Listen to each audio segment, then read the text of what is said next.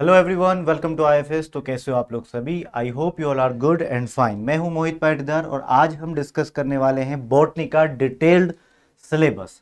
Right, CUET PG botany का, यानी कि common university entrance test for botany. Right, CUET PG for post graduation botany के लिए।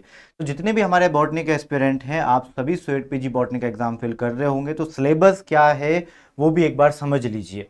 Right, तो स्टार्ट करने से पहले मैं आपको बताना चाहूंगा कि स्वीट पीजी के एग्जाम जनरली कोई सर्कमस्टांसेस ऐसे ना बने तो मार्च के मंथ में होती है, ध्यान जरूर रखिएगा। और स्वेट पीजी के मल्टीपल पेपर्स आप फॉर्म फिल कर सकते हो। स्वेट पीजी बॉटनी वाले स्वेट पीजी लाइसेंस का फॉर्म भी फिल कर सकते हो, तो उस पर भी जरा ध्यान दीजिएगा।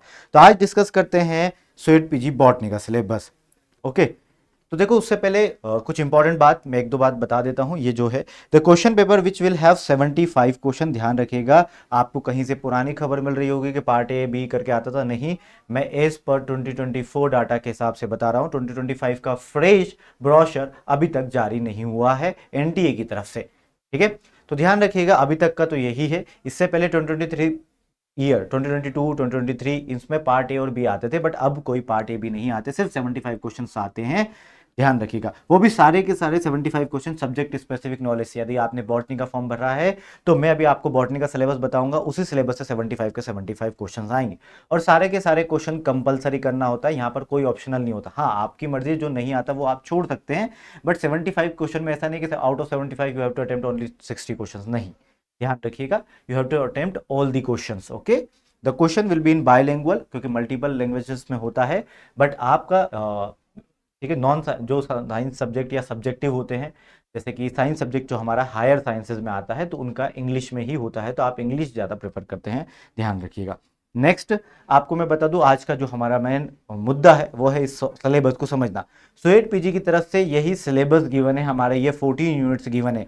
इनके अलावा स्वेट पीजी ने बोला ये यूनिट है, आप इनको पढ़ लीजिए, बट इन यूनिट में कितने टॉपिक को पढ़ना है, कितना कवर करना है, कहाँ तक जाना है डीप में, ये कुछ नहीं बताया उन्होंने। सिर्फ यूनिट नाम मेंशन कर दिया। अब उस यूनिट में हम कौन सा टॉपिक इंक्लूड करें और कौन सा नहीं करें, ये कुछ भी मेंशन नहीं किया। बट आप निश्चित रहिए, बेफिक्र रहिए।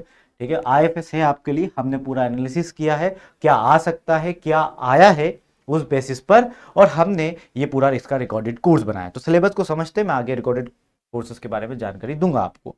देखो यहाँ पर फाइकोलॉजी एंड माइक्रोबायोलॉजी, ये एक यूनिट है।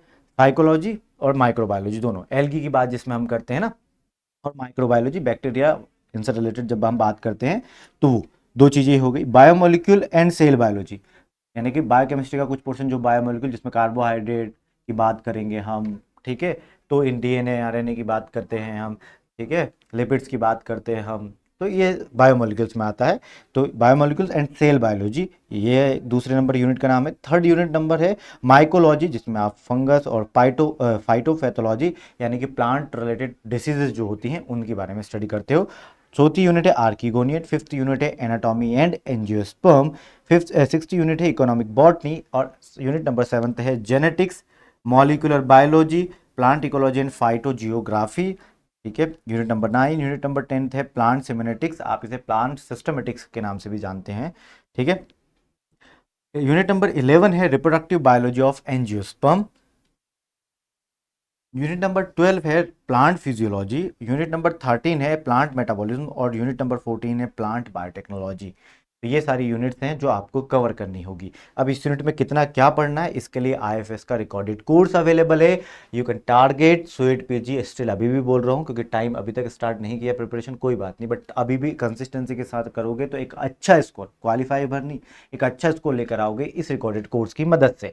तो टारगेट कर सकते हैं आप स्वेट पीजी 2025 के एग्जाम के। हमारा कोर्सेज जो आईएफएस का कोर्सेज है, टेस्ट सीरीज है, वो अवेलेबल है botany, zoology, microbiology, biochemistry, life science, plant biotechnology, इन सारे कोर्सेज के लिए। ओके एवरीवन, तो for more offers and update on these recorded course, आप हमारी वेबसाइट www.ifsonline.com विजिट कर सकते हैं। यहाँ सिंपल सा गूगल पर टाइप कीजिए IFS ऑनलाइन।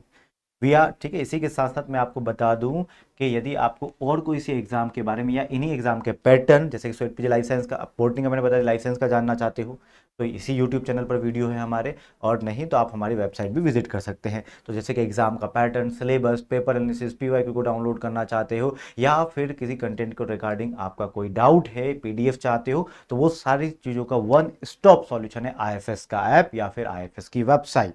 ध्यान रखिएगा। इसके साथ we are result oriented institute, आपको हमारी वेबसाइट पर रिजल्ट मिल जाएगा। आप ऐसे इंस्टीट्यूट को प्रेफर कीजिए जो रिजल्ट देता हो, रिजल्ट ओरिएंटेड हो।